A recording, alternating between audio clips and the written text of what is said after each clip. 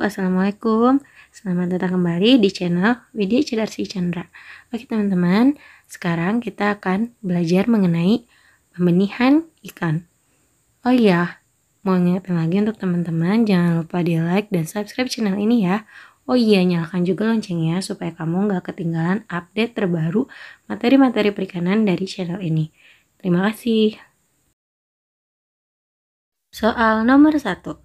Ekstensifikasi dan intensifikasi adalah beberapa cara dalam budidaya yang dapat dilakukan dengan tujuan untuk A. Meningkatkan hasil panen, B. Meningkatkan produktivitas budidaya, C. Mengurangi resiko kegagalan usaha budidaya, atau D. Memperoleh benih unggul untuk kegiatan produksi. Jawaban yang tepat adalah B. Meningkatkan produktivitas budidaya. Jadi teman-teman, produktivitas dalam budidaya ikan dapat ditingkatkan dengan beberapa cara, yaitu yang pertama ekstensifikasi, yaitu meningkatkan produktivitas hasil budidaya dengan memperluas lahan budidaya.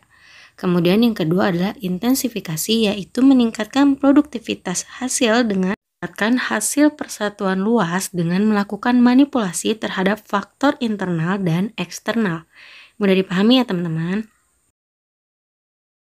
Soal nomor 2. Berikut yang bukan merupakan salah satu program intensifikasi dalam bidang budidaya perikanan adalah A. Budidaya ikan pada kolam air deras, B. Penggunaan probiotik sebagai alternatif pakan pada usaha budidaya lele di dalam tong, C. Melakukan rekayasa genetik ikan seperti ikan nila gesit, atau D. Melakukan PCR untuk mendeteksi penyakit pada tubuh ikan.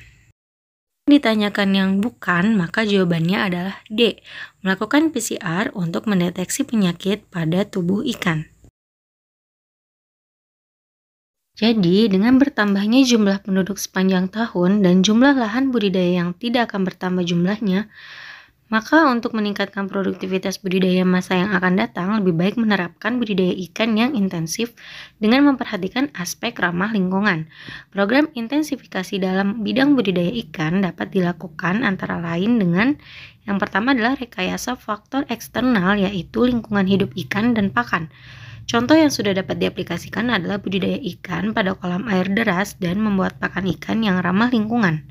Atau yang kedua adalah rekayasa faktor internal, yaitu melakukan rekayasa terhadap genetik ikan pada level gen, misalnya transgenik, level kromosom, seperti genogenesis atau androgenesis.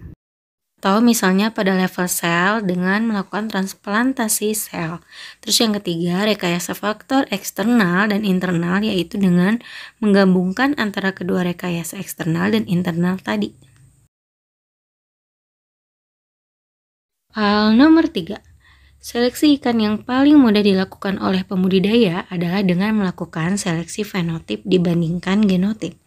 Seleksi ikan berdasarkan warna tubuh, tipe sirip, pola sisik adalah seleksi ikan berdasarkan A. Seleksi fenotip kualitatif, B. Seleksi fenotip kuantitatif, C. Seleksi genotip kualitatif, atau D. Seleksi genotip kuantitatif. Jawaban yang tepat adalah A. Seleksi fenotip kualitatif.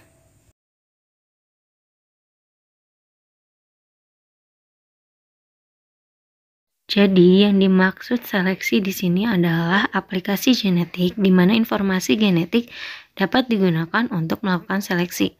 Seleksi ikan yang paling mudah dilakukan oleh pembudidaya adalah melakukan seleksi fenotip dibandingkan dengan seleksi genotip. Apa sih seleksi fenotip? Jadi seleksi fenotip itu bisa dibagi dua, yaitu seleksi fenotip kualitatif dan kuantitatif. Menurut TEF tahun 1986, seleksi fenotip kualitatif adalah seleksi ikan berdasarkan sifat kualitatif seperti warna tubuh, tipe sirip, pola sisik, ataupun bentuk tubuh dan bentuk punggung sebagainya yang kita inginkan. Sementara kalau fenotip kualitatif itu merupakan sifat yang tidak dapat diukur, tetapi dapat dibedakan dan dikelompokkan secara tegas. Sifat ini dikendalikan oleh satu atau beberapa gen dan sedikit atau tidak dipengaruhi oleh faktor lingkungan. Kan seleksi fenotip kuantitatif adalah seleksi terhadap penampakan ikan atau sifat yang dapat diukur. Berarti kebalikannya ya, kalau yang tadi itu tidak dapat diukur, tapi dia secara tegas terlihat ya. Itu dikendalikan oleh banyak pasang gen dan dipengaruhi oleh lingkungan. Ciri-cirinya itu yang dapat diukur antara lain adalah panjang tubuh, bobot, persentase daging, daya hidup, kandungan lemak, protein, fekunditas, dan lain sebagainya. Kalau teman-teman nggak tahu, yang dimaksud fekunditas adalah jumlah keseluruhan telur di dalam satu ekor induk ikan ya. Soal nomor 4. Untuk mendapatkan induk ikan yang unggul, maka dilakukan program seleksi dengan menerapkan beberapa program pengembang biakan. Ikan nila gesit adalah salah satu contoh ikan hasil seleksi melalui program A. Selective breeding, B. Inbreeding, C. Outbreeding, atau D. Sex reversal. Jawabannya adalah D. Sex reversal. Jadi teman-teman, kita harus tahu dulu nih yang dimaksud ikan nila gesit itu apa. Jadi ikan nila gesit adalah singkatan dari Genetically Supermale Indonesia Tilapia. Di sini bisa digarisbawahi supermale ya, artinya itu super jantan.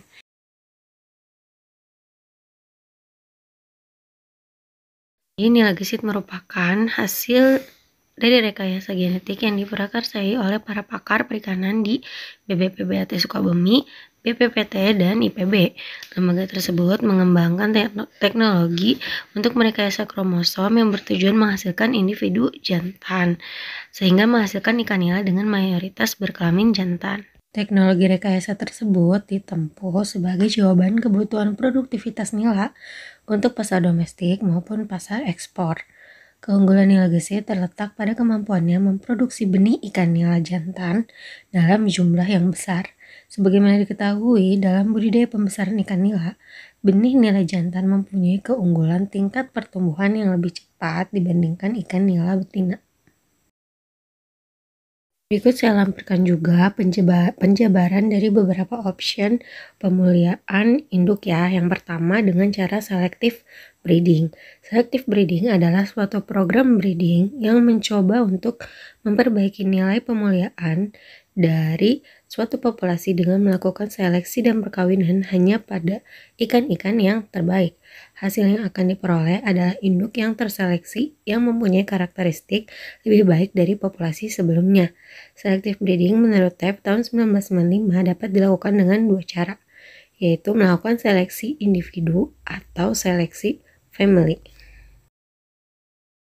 Sedangkan untuk outbreeding adalah perkawinan antara individu-individu yang tidak sekerabat atau berbeda induknya, masih dalam satu varietas atau beda varietas. Jabaran lebih detail, teman-teman bisa baca atau pause dulu video ini ya. Silahkan dibaca, sudah saya lampirkan dengan jelas. Dan yang terakhir adalah sex reversal. Sex reversal atau monosex adalah suatu teknologi yang membalikan arah perkembangan kelamin menjadi berlawanan. Cara ini dilakukan pada waktu menetas gonad ikan belum berdiferensiasi secara jelas menjadi jantan atau betina tanpa merubah genotipnya. Soal nomor 5. Tujuan dilakukannya program seleksi dengan seks reversal adalah untuk kecuali A. Mendapatkan ikan dengan pertumbuhan yang cepat, B. Mendapatkan warna tubuh ikan yang baik, C. Mencegah terjadinya pemijahan liar, atau D. Mendapatkan benih yang tahan terhadap serangan penyakit. Karena yang ditanyakan adalah kecuali, maka jawabannya adalah D.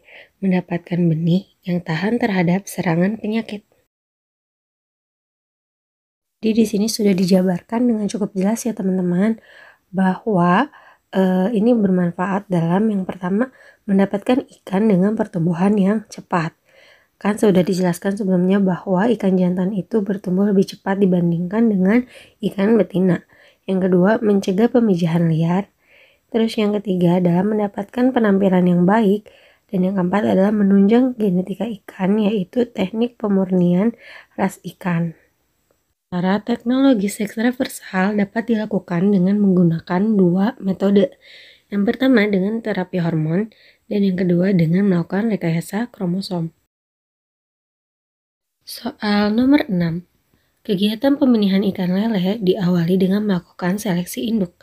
Induk yang akan dipilih adalah induk yang telah matang gonad. Induk yang sudah dipilih kemudian dilakukan pemberokan. Apa tujuan dilakukan pemberokan pada induk tersebut? A. Untuk membersihkan perut ikan dari sisa kotoran. B. Untuk mempercepat pengeluaran telur dari induk ikan. C. Untuk mengurangi kandungan lemak pada tubuh ikan. Atau D. Untuk menjaga kualitas air kolam pemijahan.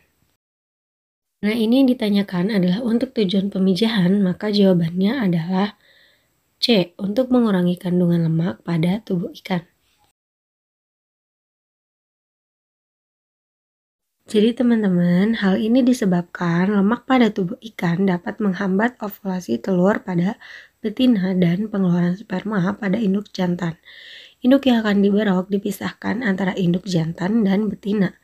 Hal ini bertujuan untuk menghindari mijah maling atau pemijahan yang tidak diinginkan. Selain itu, pemisahan induk tersebut bertujuan untuk mempercepat pemijahan ikan. Soal nomor 7. Agar diperoleh induk yang berkualitas, maka penting untuk melakukan pengelolaan pemeliharaan induk ikan. Hal yang menjadi faktor kunci dalam pengelolaan induk adalah titik-titik, kecuali A. Padat penebaran induk yang dipelihara. B. Persentase protein yang diberikan untuk pakan induk. C. Pengontrolan media yang optimal untuk pemeliharaan induk. Atau D. Perbandingan jumlah jantan dan betina di dalam wadah pemeliharaan. Jawaban yang tepat adalah D. Perbandingan jumlah jantan dan betina di dalam wadah pemeliharaan. Calon-calon induk yang telah diseleksi dipelihara di kolam pemeliharaan induk sampai siap untuk dipijahkan. Agar diperoleh induk yang berkualitas dapat menghasilkan telur dalam jumlah yang maksimal, ada beberapa poin yang harus kita perhatikan. Yang pertama adalah pemberian pakan yang teratur. Pakan yang diberikan untuk indukan harus memiliki kadar protein di atas 30-35% dengan jumlah pakan yang diberikan per hari berkisar antara 2-3% dari bobot ikan ya. Frekuensi pemberian pakan sebanyak 2-3 kali. Kemudian kondisi kolam pemeliharaan harus optimal seperti kandungan oksigen terlarut, suhu dan airnya tidak boleh tercemar. Dan yang terakhir adalah pengelolaan pada tebar calon indukan ya. Soal nomor 8. Di bawah ini yang bukan termasuk ruang lingkup pengelolaan induk dengan mengacu pada ketercapaian efisiensi usaha pembenihan ikan adalah A. Pengadaan induk, B. Pemeliharaan calon induk, C. Peningkatan mutu induk, atau D. Mempertahankan kualitas hidup induk. Kalau kita lihat dari optionnya, ini sepertinya semuanya termasuk ke dalam ruang lingkup untuk pengelolaan induk ya. Coba kita perhatikan penjabarannya setelah slide berikut ini. Ruang lingkup pengelolaan induk dengan mengacu pada ketercapaian efisiensi suatu usaha pembenihan ikan dapat dikelompokkan ke dalam beberapa kelompok, yaitu pengadaan induk, pemeliharaan calon induk, peningkatan mutu induk, atau mempertahankan mutu induk. Hal nomor 9. Pemijahan ikan patin umumnya dilakukan secara intensif, yaitu dengan A. Memanipulasi debit air yang masuk agar merangsang ikan memijah secara alami. B. Pemijahan dilakukan dengan memberikan rangsangan hormon, kemudian proses ovulasi dilakukan dengan stripping. C. Indukan hasil seleksi ditempatkan pada satu wadah pemijahan yang sudah diberi substrat untuk mengumpulkan telur. Atau D. Pemberian rangsangan hormon, kemudian ikan dipijahkan secara alami dalam suatu wadah terkontrol. Karena ini secara intensif, maka yang tepat adalah B. Nah, dalam budidaya ikan, teknik pemijahan itu bisa dilakukan dengan 3 macam cara ya. Yaitu pemijahan ikan secara alami dengan tanpa adanya campur tangan manusia. Ini terjadi secara alami tanpa pemberian rangsangan hormon. Yang kedua adalah pemijahan ikan secara semi-intensif atau semi buatan, yaitu pemijahan ikan yang terjadi dengan memberikan rangsangan hormon untuk mempercepat kematangan gonad, tetapi proses ovulasinya terjadi secara alamiah di kolam. Yang ketiga adalah pemijahan ikan secara intensif atau full buatan, yaitu pemijahan ikan yang terjadi dengan memberikan rangsangan hormon untuk mempercepat kematangan gonad serta proses ovulasinya dilakukan dengan cara teknik stripping atau pengurutan. Soal nomor 10. Di bawah ini yang bukan merupakan faktor yang mempengaruhi daya tetas telur adalah A. Fertilitas telur yang dihasilkan, B. Kualitas telur yang dihasilkan, C. Pergerakan air pada media penetasan, atau D. Kualitas lingkungan penetasan telur. Jawaban yang tepat adalah A. Fertilitas telur yang dihasilkan. Teman-teman, jadi kalau buat yang nggak tahu, fertilitas itu artinya adalah pembuahan ya. Jadi telur yang sudah dikeluarkan itu dia harus terbuahi dulu. Nah, pembuahannya itu namanya fertilisasi. Menurut Sumantadinata tahun 1983, faktor-faktor yang mempengaruhi daya tetas telur adalah yang pertama kualitas telur. Kualitas telur dipengaruhi oleh kualitas pakan yang diberikan kepada induk dan tingkat kematangan telur. Mungkin tadi dikatakan pada saat pengelolaan pemeliharaan induk itu kita harus memberikan pakan yang memiliki protein yang tinggi. Kedua, lingkungan, yaitu kualitas air yang terdiri dari suhu, oksigen, karbon dioksida, amoniak, dan lain-lain. Yang ketiga adalah gerakan air yang terlalu kuat yang menyebabkan terjadinya benturan yang keras di antara telur atau benda lainnya sehingga mengakibatkan telur pecah. Dexter dalam Sumantadinata tahun 1983, penetasan telur dapat disebabkan oleh gerakan telur, peningkatan suhu, intensitas cahaya, atau pengurangan tekanan oksigen. Dalam penekanan mortalitas telur, yang banyak berperan adalah faktor kualitas air dan kualitas telur, selain penanganan secara intensif. Oke deh teman-teman, sekian dulu pembelajaran kita mengenai pembenihan ikan. Terima kasih sudah menonton channel ini. Jangan lupa like dan komen ya. Next, materi apa yang teman-teman inginkan dibahas di channel ini. Terima kasih dan sampai jumpa.